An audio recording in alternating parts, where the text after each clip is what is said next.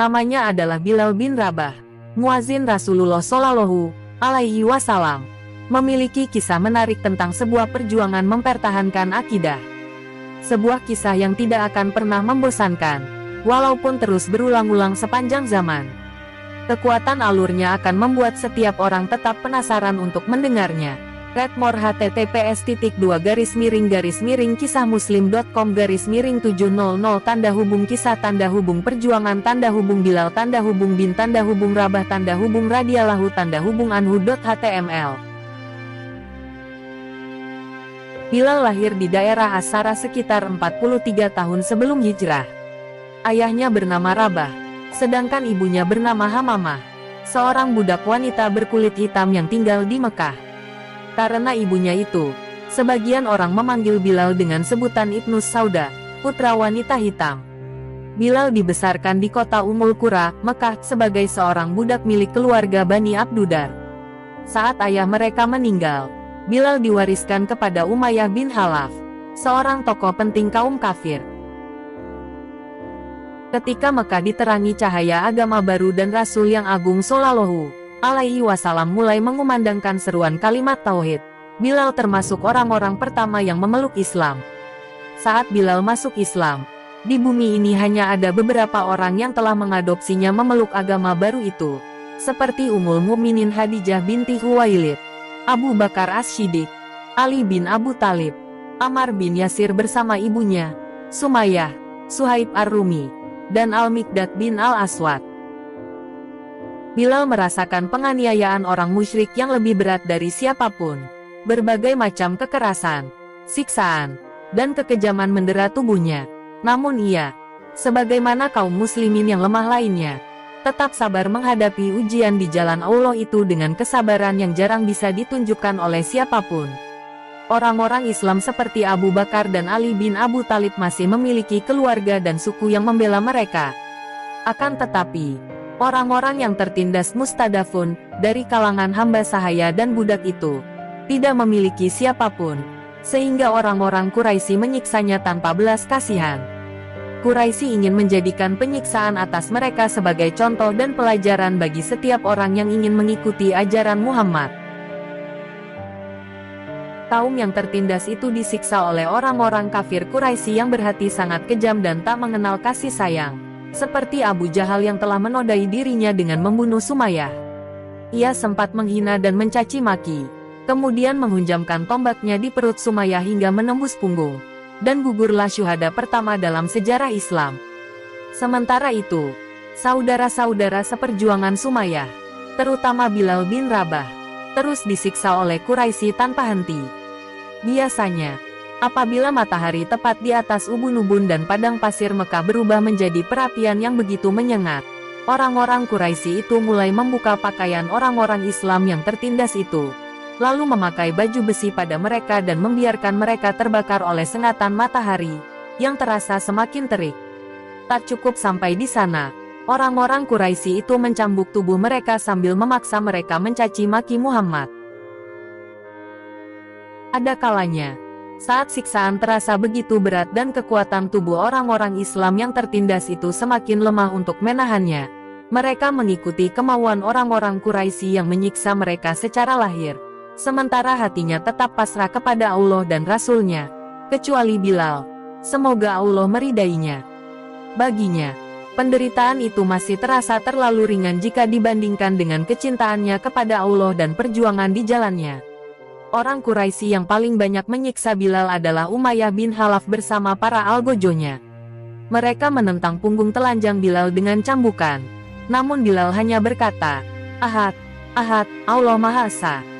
Mereka menindih dada telanjang Bilal dengan batu besar yang panas. Bilal pun hanya berkata, "Ahad, Ahad."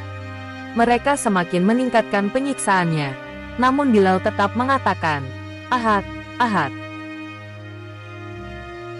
Mereka memaksa Bilal agar memuji Lata dan Uzza, tapi Bilal justru memuji nama Allah dan Rasul-Nya. Mereka terus memaksanya. "Ikutilah yang kami katakan." Bilal menjawab, "Lidahku tidak bisa mengatakannya." Jawaban ini membuat siksaan mereka semakin hebat dan keras. Apabila merasa lelah dan bosan menyiksa, sang tiran, Umayyah bin Khalaf mengikat leher Bilal dengan tali yang kasar lalu menyerahkannya kepada sejumlah orang tak berbudi dan anak-anak agar menariknya di jalanan dan menyeretnya di sepanjang Abta Mekah. Sementara itu, Bilal menikmati siksaan yang diterimanya karena membela ajaran Allah dan Rasul-Nya.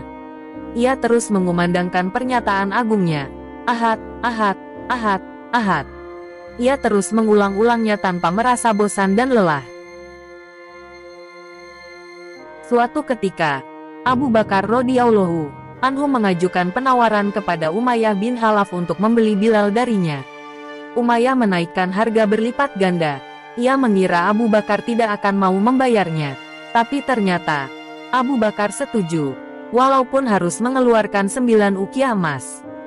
Seusai transaksi, Umayyah berkata kepada Abu Bakar, "Sebenarnya, jika Anda menawar sampai 1 ukiah pun, maka saya tidak akan ragu untuk menjualnya."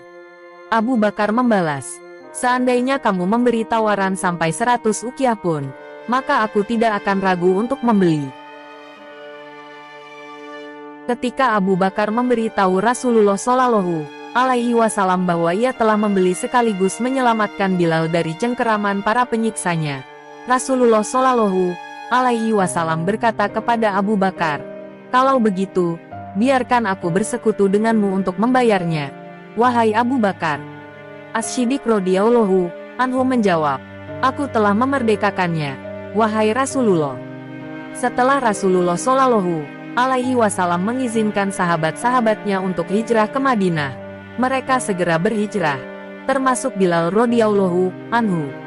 Setibanya di Madinah, Bilal tinggal satu rumah dengan Abu Bakar dan Amir bin Fiyar. Malangnya, mereka terkena penyakit demam.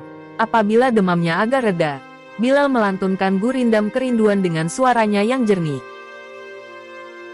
"Duhai malangnya aku, akankah suatu malam nanti, aku bermalam di Fah dikelilingi pohon iskir dan jalil? Akankah suatu hari nanti aku minum air mijanah? Akankah aku melihat lagi pegunungan Syamah dan Tafil?" Tidak perlu heran, mengapa Bilal begitu mendambakan Mekah dan perkampungannya, merindukan lembah dan pegunungannya, karena di sanalah ia merasakan nikmatnya iman. Di sanalah ia menikmati segala bentuk siksaan untuk mendapatkan keridaan Allah. Di sanalah ia berhasil melawan nafsu dan godaan setan. Bilal tinggal di Madinah dengan tenang dan jauh dari jangkauan orang-orang Quraisy yang kerap menyiksanya. Kini, ia mencurahkan perhatiannya untuk menemani Nabi sekaligus kekasihnya, Muhammad Shallallahu Alaihi Wasallam. Bilal selalu mengikuti Rasulullah Shallallahu Alaihi Wasallam kemanapun beliau pergi. Selalu bersamanya saat salat maupun ketika pergi untuk berjihad. Kebersamaannya dengan Rasulullah Shallallahu Alaihi Wasallam ibarat bayangan yang tidak pernah lepas dari pemiliknya. Ketika Rasulullah Shallallahu Alaihi Wasallam selesai membangun Masjid Nabawi di Madinah dan melantunkan azan, maka Bilal ditunjuk sebagai orang pertama yang mengumandangkan azan muazin dalam sejarah Islam. Biasanya, usai mengumandangkan azan, Bilal berdiri di depan pintu rumah Rasulullah Shallallahu Alaihi Wasallam sambil berseru, "Hayya alas sholati, hayya alal falahi, mari melaksanakan salat, mari meraih keuntungan." Lalu, ketika Rasulullah Shallallahu Alaihi Wasallam keluar dari rumah dan Bilal melihat beliau, Bilal segera melantunkan iqomat. Suatu ketika, Najasyi, Raja Habasyah, menghadiahkan 3 tombak pendek yang termasuk barang-barang paling istimewa milik Rasulullah Shallallahu Alaihi Wasallam. Rasulullah Shallallahu Alaihi Wasallam mengambil 1 tombak, sementara sisanya diberikan kepada Ali bin Abu Thalib dan Umar ibnul Khattab. Namun tidak lama kemudian, beliau memberikan tombak itu kepada Bilal. Sejak saat itu, selama Nabi hidup, Bilal selalu membawa tombak pendek itu kemana-mana.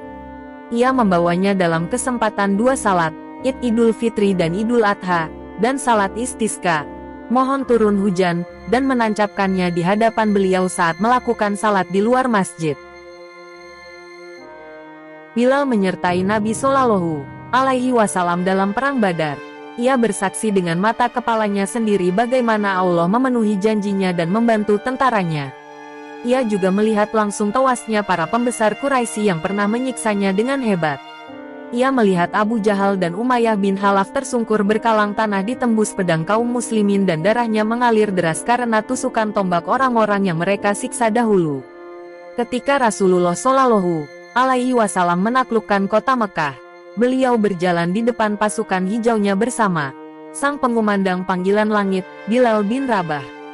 Saat masuk ke Ka'bah, beliau hanya ditemani oleh 3 orang, yaitu Utsman bin Talha, pembawa kunci Ka'bah, Usamah bin Zaid, yang dikenal sebagai kekasih Rasulullah Shallallahu Alaihi Wasallam dan putra dari kekasihnya, dan Bilal bin Rabah, muazin Rasulullah Shallallahu Alaihi Wasallam. Salat zuhur tiba, keinginan orang berkumpul di sekitar Rasulullah Shallallahu Alaihi Wasallam, termasuk orang-orang Quraisy yang baru masuk Islam saat itu, baik dengan suka hati maupun terpaksa. Semuanya menyaksikan pemandangan yang agung itu. Pada saat-saat yang sangat bersejarah itu, Rasulullah Shallallahu Alaihi Wasallam memanggil Bilal bin Rabah agar naik ke atap Ka'bah untuk mengumandangkan kalimat tauhid dari sana. Bilal melaksanakan perintah Rasul Shallallahu Alaihi Wasallam dengan senang hati, lalu mengumandangkan azan dengan suara yang bersih dan jelas. Kekayaan pasang mata memandang ke arahnya dan ribuan lidah mengikuti kalimat azan yang dikumandangkannya. Tetapi di sisi lain, orang-orang yang tidak beriman dengan sepenuh hatinya, tak kuasa memendam hasad di dalam dada. Mereka merasa kedengkian telah merobek-robek hati mereka. Saat azan yang dikumandangkan Bilal sampai pada kalimat, Asyhadu anna Muhammadan Rasulullahi, aku bersaksi bahwa Muhammad adalah utusan Allah. Juwairiyah binti Abu Jahal membahas, sungguh, Allah telah mengangkat kedudukanmu. Memang, kami tetap akan salat, tapi demi Allah, kami tidak menyukai orang yang telah membunuh orang-orang yang kami sayangi. Maksudnya, adalah ayahnya yang tewas dalam perang Badar.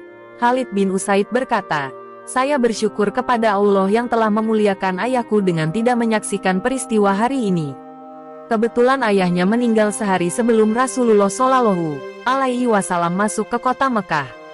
Sementara Al-Harits bin Hisham berkata, sungguh malang nasibku, mengapa aku tidak mati saja sebelum melihat Bilal naik ke atas Ka'bah. Sementara Abu Sufyan yang berada dekat dengan mereka hanya berkata, saya tidak mengatakan apapun, karena kalau saya membuat pernyataan, walau hanya satu kalimat, maka pasti akan sampai kepada Muhammad bin Abdullah. Bilal menjadi muazin tetap selama Rasulullah Shallallahu Alaihi Wasallam hidup. Selama itu pula, Rasulullah Shallallahu Alaihi Wasallam sangat menyukai suara yang saat disiksa dengan siksaan yang begitu berat di masa lalu.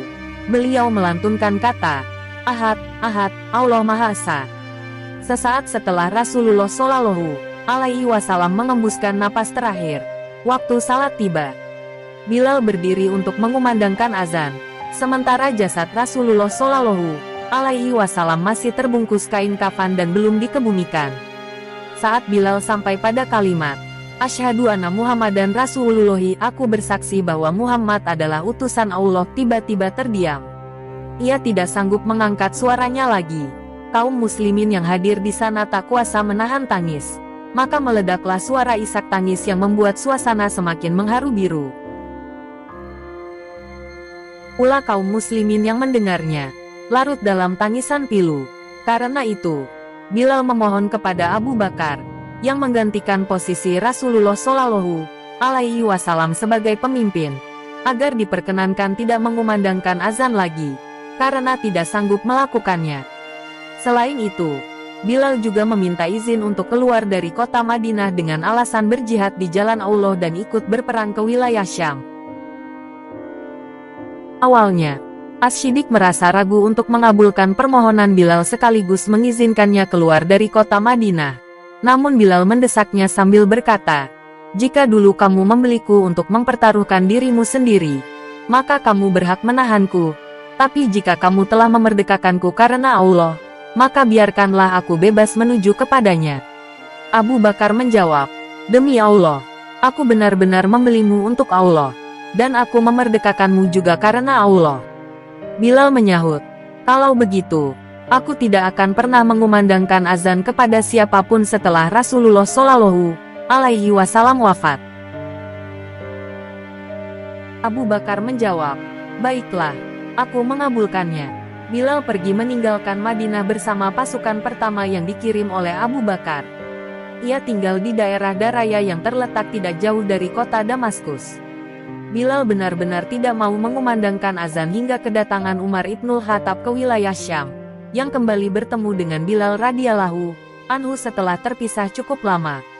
Umar sangat bersembunyi pertemuan dengan Bilal dan menaruh rasa hormat yang begitu besar kepadanya, sehingga jika ada yang menyebut-nyebut nama Abu Bakar As-Siddiq di depannya, maka Umar segera menimpali, yang artinya Abu Bakar adalah tuan kita dan telah memerdekakan tuan kita, maksudnya Bilal. Dalam kesempatan pertemuan tersebut, sejumlah sahabat mendesak Bilal agar mau mengumandangkan azan di hadapan Al-Faruq Umar Ibnul Khattab.